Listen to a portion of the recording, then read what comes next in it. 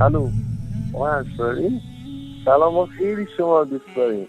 زنگ زنم فقط همینو بگم بچه زنگ میزنم، خیلی شما رو دوست داریم، خیلی خیلی خیلی پای برنامه‌تون هم میشینیم. ما اصلا ما سال 80 درجه تغییر کردیم از وقتی پای برنامه شما میشینیم.